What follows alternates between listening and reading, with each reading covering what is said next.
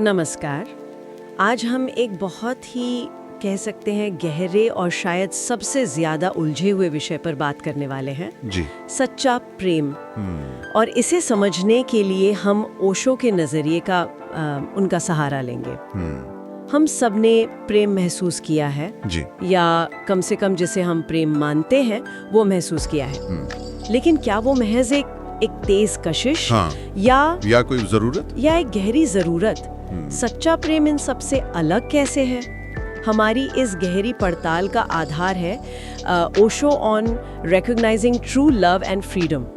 इसमें से कुछ विचार लिए हैं हमने। अच्छा। इस स्रोत में ओशो सच्चे प्रेम के कुछ खास संकेतों की बात करते हैं। शायद ये हमें इसकी थोड़ी धुंधली सी तस्वीर को थोड़ा साफ दिखने में मदद करे। बिल्कुल, एक दिशा मिले शायद। हाँ, तो हमारा मकसद आज सिर्फ इन संकेतों को जानना नहीं है, बल्कि ओशो के विचारों की तह तक जाना है।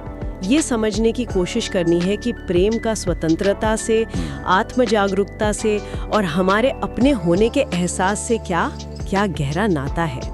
चलिए इस गुत्थी को थोड़ा सुलझाने की कोशिश करते हैं। तो ओशो का पहला सूत्र, पहला संकेत, वो काफी चौंकाने वाला हो सकता है उन लोगों के लिए जो प्रेम को सुरक्षा और अधिकार से जोड़कर देखते हैं। हाँ, अक्सर ऐसे ही होता है। ओशो कहते हैं प्रेम अगर तुम्हें बांधता है तो वो प्रेम नहीं, वो भय है। यहाँ बात हो रही है एक ऐसे एहसास की जो आपको उड़ने की आजादी दे, पंख दे। बिल्कुल, आपको पंख दे, ना कि आपके पैरों में जंजीरें डाले।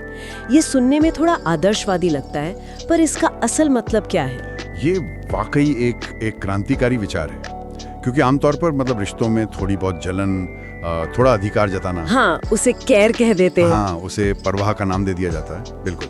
ओशो यहाँ प्रेम और जिसे हम कब्जा करने की भावना या अंग्रेजी में कहें तो पोजेसिवनेस, हाँ, उसके बीच एक बहुत मोटी दीवार खड़ी कर रहे हैं।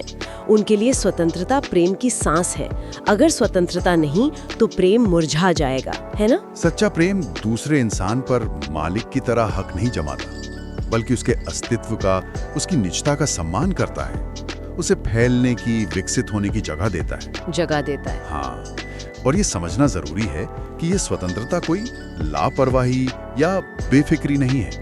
ये गहरे भरोसे से आती है। अच्छा। जहाँ भरोसा होता है ना, वहाँ बांधने की जरूरत महसूस नहीं होती। इसके उलट जो रिश्ते डर पर टिके होते हैं, खोने का डर, अकेले रह जाने का डर, वो हमेशा नियंत्रण और बंधन बनाने की कोशिश करते हैं। आपने भरोसे की बात की, ये बहुत अहम है। लेकिन कई बार ऐसा लगता है कि जहाँ गहरा जुड़ाव होता है वहाँ कुछ उम्मीदें, कुछ जिम्मेदारियां वो अपने आप आ जाती हैं। हाँ, बिल्कुल। तो क्या ओशो की स्वतंत्रता का मतलब है कि प्रेम में कोई अपेक्षा या जिम्मेदारी होनी ही नहीं चाहिए? वो महीन रेखा कहाँ है? ये बहुत अच्छा सवाल है। देखिए, ओशो की स्वतंत्रता का मतलब जिम्मेदारियों से भागना या अपेक्षाओं को पूरी तरह नकार देना नहीं है। अच्छा। बल्कि ये समझना है कि प्रेम किसी को अपनी मर्जी से चलाने या अपनी अपेक्षाओं के सांचे में ढालने का नाम नहीं है। जिम्मेदारी जो है वो थोपी भी नहीं, बल्कि भीतर से महसूस होनी चाहिए, अंदर से आए। हाँ, एक दूसरे के विकास में सहयोगी होने की जिम्मेदारी, एक दूसरे के स्पेस का सम्मान करने की जिम्मेदारी।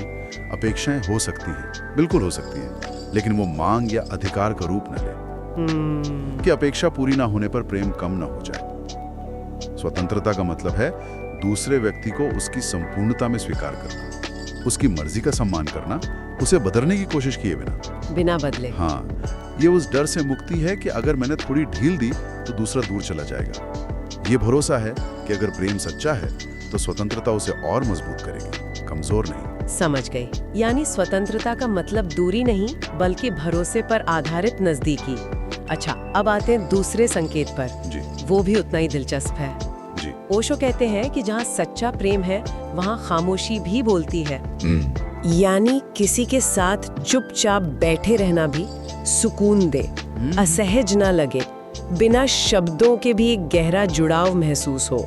उनकी एक बात है, जहाँ प्रेम है वहाँ शब्दों की जरूरत नहीं, वहाँ मौन ही संवाद है। आज की इस भाग दौड़ भरी जिंदगी में जहाँ लगातार बातचीत और सोशल मीडिया का इतना शोर है, क्या ऐसी खामोशी संभव है? ये संकेत आज के समय में शायद और भी ज्यादा प्रासंगिक है। हाँ, शायद। हम अक्सर खामोशी से असहज हो जाते हैं। हमें लगता है कुछ बोलना जरूरी है, रिश्ते को जिंदा रखने के लिए लगातार बातें करनी जरूरी है। हाँ, चुप्पी मतलब कुछ गड़बड़ है। बिल्कुल।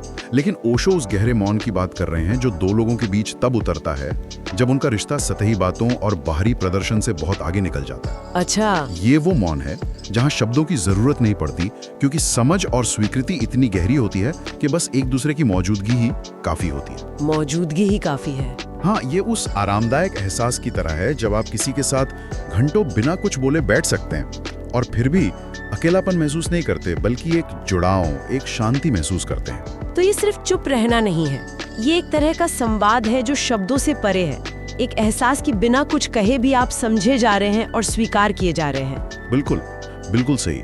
ये मौन खाली नहीं होता, ये भरा हुआ होता है समझ से, स्वीकृति से और गहरे आराम से। इसकी तुलना उस खामोशी से कीजिए जो रिश्तों में दूरी या अनकही शिकायतों की वजह से आती है। हाँ, वो भारी लगती है। वो खामोशी भारी होती है, तनावपूर्ण होती है, जबकि प्रेमपूर्ण मौन हल्का होता है, शांतिदायक होता है। ये इस बात का सबूत है कि रिश्ता इतना गहरा है कि उसे लगातार शब्दों के सहारे की जरूरत नहीं। ये भरोसा है कि आप जैसे हैं वैसे ही उस पल में स्वीकार्य हैं, बिना कुछ साबित किए। ये एक तरह से बिना शर्त स्वीकृति, जो हमारा 5वां संकेत है, उसी का एक पहलू है जो मौन में प्रकट होता है। ये वाकई सोचने लायक बात है कि हमारे रिश्तों में खामोशी का क्या मतलब है। अच्छा, अब तीसरे संकेत की ओर चलते हैं। जी। ओशो के मुताबिक सच्चा प्रेम आपको नीचे नहीं खींचता बल्कि ऊपर उठाता है। हाँ। ये आपको एक बेहतर इंसान बनने, अपनी संभावनाओं को तलाशने के लिए प्रेरित करता है। इसकी तुलना वो उन रिश्तों से करते हैं जो आपको असुरक्षित, छोटा या कमजोर महसूस कराते हैं, जिन्हें वो भय का खेल कहते हैं। भय का खेल। क्या ये हमेशा इतना स्पष्ट होता है, ये फर्क करना? यहाँ प्रेम की सबसे रचनात्मक और परिवर्तनकारी शक्ति की बात हो रही है। सच्चा प्रेम सिर्फ एक आरामदायक एहसास नहीं है, ये एक सक्रिय ऊर्जा है जो आपके अंदर सकारात्मक बदलाव लाती है। सक्रिय ऊर्जा। हाँ, ये आपको अपनी ताकत पहचानने में मदद करता है, आपकी कमजोरियों को बिना आलोचना के स्वीकार करता है और आपको अपने डर का सामना करने का हौसला देता है। ये एक ऐसे आईने की तरह काम करता है जिसमें आप अपना सर्वश्रेष्ठ रूप देख पाते हैं और उसे पाने के लिए प्रेरित होते हैं। दूसरी तरफ जो रिश्ते डर, जलन, नियंत्रण या असुरक्षा पर टिके होते हैं, वे आपकी ऊर्जा सोख लेते हैं। सोख लेते हैं, बिल्कुल। हाँ, वे आपको लगातार अपनी कमियों का एहसास कराते हैं, आपके आत्मविश्वास को चोट पहुंचाते हैं और आपको आगे बढ़ने से रोकते हैं। ये फर्क शायद हमेशा तुरंत स्पष्ट न हो, लेकिन लंबे समय में महसूस जरूर होता है। धीरे धीरे पता चलता है। हाँ, एक रिश्ता आपको खिलाता है, दूसरा आपको मुरझा देता है। लेकिन विकास की प्रक्रिया में तो कभी-कभी थोड़ी चुनौती, थोड़ी असहजता वो भी शामिल होती है ना? बिल्कुल होती है। अगर कोई रिश्ता हमें हमारी कमियों से रूबरू कराता है या हमें चुनौती देता है, तो क्या वो हमेशा नकारात्मक ही होता है? सच्चा प्रेम और मुश्किल चुनौती के बीच कैसे फर्क करें? ये एक महत्वपूर्ण बारीकी है। आपने सही कहा, सच्चा प्रेम आपको चुनौती दे सकता है, लेकिन उसका उद्देश्य आपको तोड़ना नहीं बल्कि आपको गढ़ना होता है। गढ़ना। हाँ, ये चुनौती आलोचना या नीचा दिखाने के रूप में नहीं आती, बल्कि एक प्रोत्साहन के रूप में आती है। मान लीजिए आप में कोई आदत है जो आपके लिए ठीक नहीं, सच्चा प्रेम शायद आपको उससे उभरने के लिए प्रेरित करे, लेकिन वो आपके व्यक्तित्व पर हमला नहीं करेगा। वहां समर्थन होगा, समझ होगी। इसके विपरीत जो रिश्ते भय के खेल पर आधारित होते हैं, वहां चुनौती अक्सर नियंत्रण का हथियार होती है। अच्छा। वहां आपकी कमियों को आपके खिलाफ इस्तेमाल किया जाता है, आपको दोषी महसूस कराया जाता है। तो फर्क नियत का है। नियत का। क्या चुनौती विकास के लिए है, प्रेम और सम्मान के साथ दी जा रही है, या फिर ये शक्ति प्रदर्शन और नियंत्रण का जरिया है? नियत का फर्क ये समझना जरूरी है। बिल्कुल। अब आते हैं चौथे संकेत पर, ईमानदारी और पारदर्शिता। जी। ओशो का मानना है कि प्रेम और झूठ एक साथ नहीं चल सकते। जहाँ सच्चा प्रेम है, वहाँ कुछ छिपाने की, नकाब पहनने की जरूरत महसूस नहीं होती। दिल खुला होता है और इसी सच्चाई और खुलेपन से भरोसे का जन्म होता है, जो किसी भी गहरे रिश्ते की जान है। ये सुनने में जितना सीधा लगता है, क्या निभाने में भी उतना ही आसान है? ये शायद सबसे मुश्किल संकेतों में से एक है। मुझे भी यही लगता है। हाँ, क्योंकि पूरी तरह ईमानदार और पारदर्शी होने के लिए हिम्मत चाहिए। इसमें अपनी कमजोरियों, अपने डरों, अपनी गलतियों को बिना किसी बचाव के सामने रखने का साहस शामिल है, जिसे आजकल वल्नरेबिलिटी भेद्यता, हाँ। या भेद्यता कहा जाता है। जब आप किसी के सामने बिना किसी मुखौटे के अपने असली रूप में आने का जोखिम उठाते हैं और वो आपको उसी रूप में स्वीकार करता है, तभी एक प्रामाणिक गहरा रिश्ता बनता है। सही बात है। जहाँ झूठ या छिपाव होता है, वहाँ हमेशा एक डर बना रहता है, पकड़े जाने का डर, अस्वीकार किए जाने का डर, रिश्ता टूटने का डर। और जैसा हमने पहले भी बात की, जहाँ डर होता है वहाँ प्रेम खुलकर सांस नहीं ले सकता है। झूठ शायद थोड़े समय के लिए रिश्ते को बचा ले, लेकिन अंदर ही अंदर उसे खोखला करता जाता है। आपने वल्नरेबिलिटी या भेद्यता की बात की, लेकिन पूरी पारदर्शिता, इसका मतलब क्या ये है कि हमारे जीवन में कुछ भी निजी नहीं रह सकता? क्या हर छोटी बड़ी बात साझा करना जरूरी है? निजता और पारदर्शिता के बीच संतुलन कैसे बने? यहाँ भी बारीकी समझने की जरूरत है। पारदर्शिता का मतलब ये नहीं है कि आपकी कोई निजी जिंदगी या व्यक्तिगत स्पेस नहीं रह सकता। अच्छा। हर इंसान को अपने विचारों, अपनी भावनाओं के लिए एक निजी दायरे की जरूरत होती है। पारदर्शिता का मतलब है धोखेबाजी का ना होना, धोखा ना देना। हाँ, उन बातों को ना छिपाना जो सीधे तौर पर रिश्ते या दूसरे व्यक्ति को प्रभावित करती है। ये फिर से नियत का सवाल है। क्या आप कुछ इसलिए छिपा रहे हैं क्योंकि आप डरते हैं, या आप दूसरे को धोखा देना चाहते हैं? या फिर वो आपकी नितांत निजी भावना या विचार है जिसे आप अभी साझा करने को तैयार नहीं हैं, लेकिन उसमें कोई बेईमानी नहीं है। सच्चे प्रेम में इस निजी स्पेस का भी सम्मान होता है, बशर्ते वो रिश्ते की बुनियाद यानी भरोसे को कमजोर न कर रहा हो, भरोसे को चोट न पहुंचाए। हाँ, पारदर्शिता का मतलब हर राज उगल देना नहीं, बल्कि रिश्ते के प्रति ईमानदार होना है। ये फर्क महत्वपूर्ण है। धोखा न देना बनाम अब कुछ बता देना। और ये हमें ओशो के 5वें और शायद सबसे गहरे संकेत तक ले जाता है, बिना शर्त स्वीकृति। जी, बिना शर्त स्वीकृति। ओशो कहते हैं कि सच्चा प्रेम शर्तों के परे होता है। इसमें अगर तुम ऐसे होगे तो मैं प्रेम करूंगी, या चूंकि तुम ऐसे हो इसलिए मैं प्रेम करती हूँ, ऐसी कोई सौदेबाजी नहीं होती। कोई डील नहीं है। हाँ, कोई डील नहीं। ये बस होता है, एक आशीर्वाद की तरह। इसका मतलब है किसी को उसकी कमियों, उसकी अपूर्णताओं के साथ पूरी तरह से स्वीकार करना। क्या ये मानवीय रूप से संभव है? ये वाकई प्रेम की पराकाष्ठा है। बिना शर्त प्रेम का मतलब है किसी व्यक्ति को उसकी समग्रता में स्वीकारना, उसकी अच्छाइयों और रोशन पहलुओं के साथ साथ उसके अंधेरे कोनों, उसकी खामियों और उसकी असफलताओं को भी। सब कुछ। ये उस प्रेम से बिल्कुल अलग है जो हम अक्सर देखते हैं, जो लेन देन पर आधारित होता है। हाँ, कंडीशनल लव। बिल्कुल।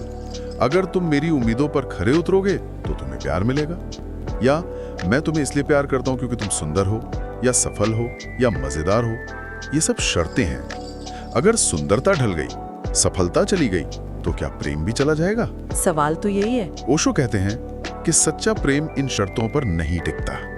ये दूसरे इंसान के होने मात्र का उत्सव है।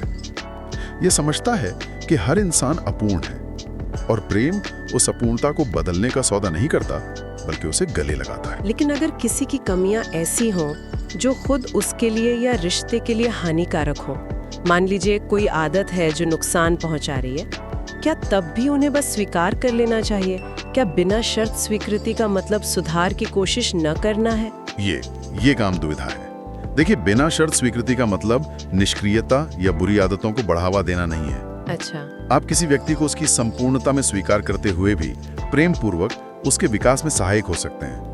आप उसे उसकी हानिकारक आदतों के प्रति जागरूक कर सकते हैं, उसे बदलने के लिए प्रेरित कर सकते हैं। लेकिन यहाँ महत्वपूर्ण यह है कि आपका प्रेम इस बात पर निर्भर नहीं करता कि वो बदलता है या नहीं। हाँ, ये फर्क है।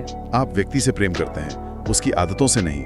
और बदलाव के लिए प्रेरणा भी प्रेम से आनी चाहिए, ना कि इस शर्त से कि अगर तुम बदलोगे तभी मैं तुम्हें स्वीकार करूंगा। जी।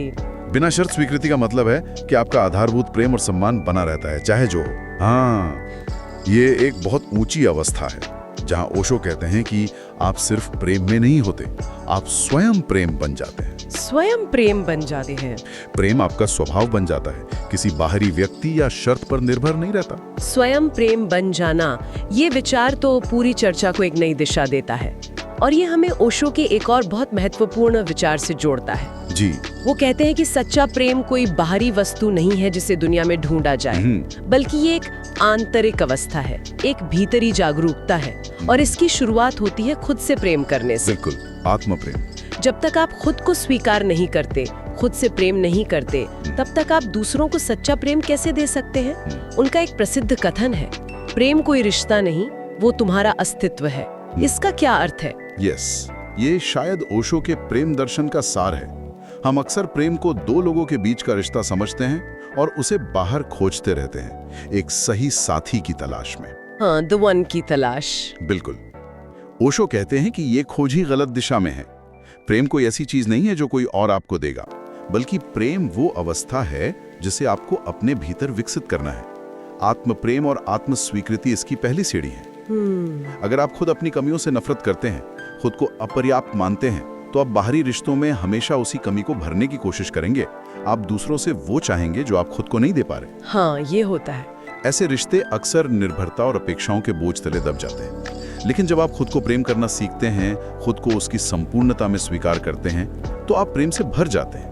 तब प्रेम देना आपकी जरूरत नहीं बल्कि आपका स्वभाव बन जाता है। तो उनका जोर बाहरी साथी या रिश्ते को सही बनाने से ज्यादा अपने भीतर प्रेम की अवस्था को पाने पर है। बिल्कुल बिल्कुल।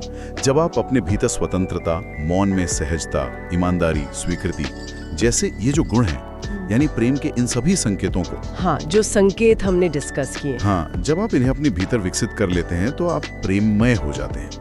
आपका अस्तित्व ही प्रेम की अभिव्यक्ति बन जाता है।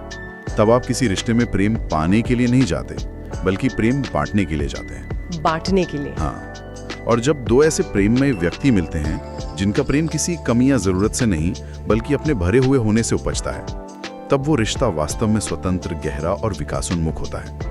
तब प्रेम कोई कोशिश नहीं रह जाता, वो सहज हो जाता है, जैसे सांस लेना। जैसे सांस लेना। तो अगर हम आज की इस गहरी बातचीत को समेटें, तो ओशो के अनुसार सच्चे प्रेम की पहचान के कुछ मुख्य सूत्र हैं। पहला, ये स्वतंत्रता देता है, पिंजरे में नहीं डालता। जी। दूसरा, इसमें खामोशी भी सुकून देती है और संवाद करती है। ठीक है। तीसरा, ये आपको बेहतर बनने और अपनी आत्मा को ऊंचा उठाने के लिए प्रेरित करता है। बिल्कुल। चौथा, इसमें पूरी ईमानदारी और पारदर्शिता होती है, झूठ और दिखावे की कोई जगह नहीं होती। और पांचवा, ये बिना शर्त होता है, आपको आपकी कमियों और अपूर्णताओं के साथ स्वीकार करता है। हाँ। और इन सब से ऊपर, प्रेम कोई बाहरी खोज नहीं बल्कि एक आंतरिक अवस्था है जिसे पहले अपने भीतर जगाना होता है। जी। और इन सभी बातों पर मनन करने के बाद एक विचार या शायद एक सवाल उभरता है। अगर ओशो सही हैं कि प्रेम हमारा अस्तित्व है और ये संकेत सच्चे प्रेम की पहचान है, तो क्या हमें अपनी ऊर्जा बाहरी रिश्तों में इन संकेतों को खोजने या बनाने में लगानी चाहिए? या शायद पहला और ज्यादा जरूरी कदम ये है कि हम अपने भीतर झांकें, अपने अंदर देखें। हाँ। अपने अंदर स्वतंत्रता देने की क्षमता, मौन में सहज होने की कला, पूरी तरह ईमानदार होने का साहस और बिना शर्त खुद को और दूसरों को स्वीकार करने का भाव, इन सब को पहले अपने भीतर कितना विकसित कर पाए हैं। क्या ऐसा हो सकता है कि जब हम खुद प्रेम से भर जाते हैं, तभी हम उसे अपने रिश्तों में प्रामाणिक रूप से जी पाते हैं और पहचान पाते हैं, बिना किसी प्रयास के? बिना प्रयास के। ये सोचने वाली बात है। ये वाकई एक गहरा विचार है जिसके साथ हम आज की चर्चा को यहीं विराम देते हैं।